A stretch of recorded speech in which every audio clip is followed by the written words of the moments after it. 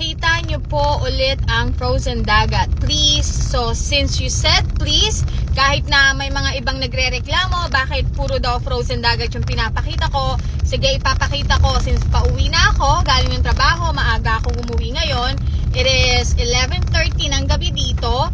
And sasamantalahin ko na rin kasi sa susunod na mag-request kayo ng frozen dagat, wala na talaga ako maipapakita kasi patunaw na talaga siya, nagbibitak-bitak na yung aming frozen dagat dito. So sige, frozen dagat update tayo, tara.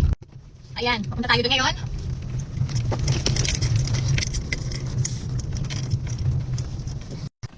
Labas tayo.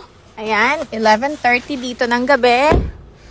Tahimik, walang tao kasi nga gabi na. So, dati nung pinakita ko tong kalsada na to, ayan, natatabunan ng yelo dyan. Kahit itong bato-bato, ngayon wala na, natunaw na siya. Ayan, tapos ayun ang ating frozen dagat. So, tara, punta tayo banda dun sa dulo. Oh my gosh. Ayun, nakita nyo ba yan? Ayan, ang ating frozen dagat. Bitak-bitak na siya doon. And doon pa, alam niyo pag umapa kayo dyan, mahuhulog kayo, malulunod kayo, then mamamatay kayo kasi hindi kayo makakasurvive. So, ayun. And ayan nga pala ang moon dito. Nakikita nyo ba yan? So, aangkinin ko na. Ayan ang moon namin dito sa Nome, Alaska. And ang sunset natin is banda doon. Doon, nakikita nyo ba yung may kulay orange na yan? Dati kasi dito, ngayon doon na. So, ayan. Kasi lulubog na siya ng mag-aalas 12 ng hating gabi. So, there you go.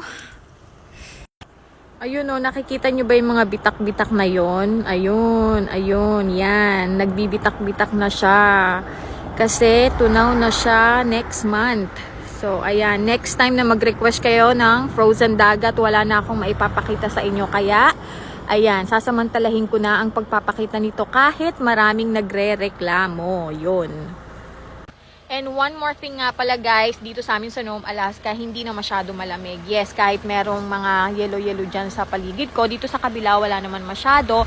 Hindi na ganun kalamig dito kasi spring na, summer is approaching, that means pa-warm na siya ng pa-warm guys. Nakita nyo naman na hindi na makapal yung aking jacket and wala na rin akong gloves. Ibig sabihin, talagang warm na. And ibig sabihin kapag ka-summer na dito guys, magkakaroon na kami ng mas maraming araw. So, merong time dito na kapag ka talagang, ano ba yun? Kailan ba yung mga June, July, ganun, almost 24 hours kaming walang gabi. So, yun lang. Bye!